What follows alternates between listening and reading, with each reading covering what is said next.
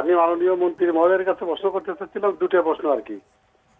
এক নম্বর প্রশ্ন, আমাদের এলাকাতে সারের সংখ্যা চাহিদা মতো মানুষ কৃষকরা সার পাচ্ছে না, বা সরকারের যে রেট, যে রেটটা বাড়িয়ে দেওয়া আছে সেই রেটে সার পাচ্ছে না মানুষ। এটা একটা অভিযোগ। আর একটা অভিযোগ হলো কি, অভিযোগ না, আমার একটা প্রশ্ন আর কি।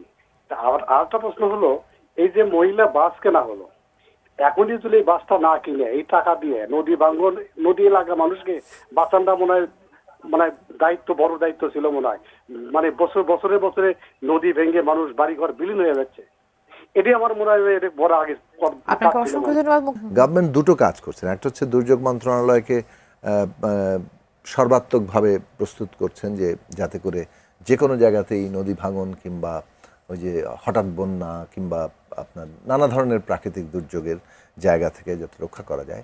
অন্যদিকে এইটার জন্য যে ধরনের নদী ব্যবস্থাপনা দরকার, এইটা আপনি যদি পানি সম্পদ মন্ত্রণালয়ের দিকে তাকান, আপনারা যদি রিপোর্ট করেন যে কি পরিমাণ সারা দেশের প্রত্যেকটি নদী ব্যবস্থাপনার একের পর এক প্রকল্প নেওয়া হচ্ছে এবং বড় প্রকল্প নেওয়া হচ্ছে যাতে করে আমরা এই কাজটা এই বছর থেকেই শুরু করতে পারি। এখন এটা তো সাময়িক একটা সমাধান, হয়তো ত্রাণ দেওয়া কিংবা তাদেরকে একটা আশ্রয় দেওয়া, কিন্তু এটা তো স্থায়ী কিংবা একটু দীর্ঘমেয়াদী সমাধান চাইলে আমাদেরকে ভিন্ন পানি ব্যবস্থাপনার জায়গায় যেতে হবে এবং তার জন্য নদীকে কিভাবে আমরা বিবেচনা করব সেই দিকটার নীতিগত জায়গাটাও ঠিক করা দরকার। সরকার সেই জায়গাতে অনেক গুরুত্বের সাথে কাজ করছে।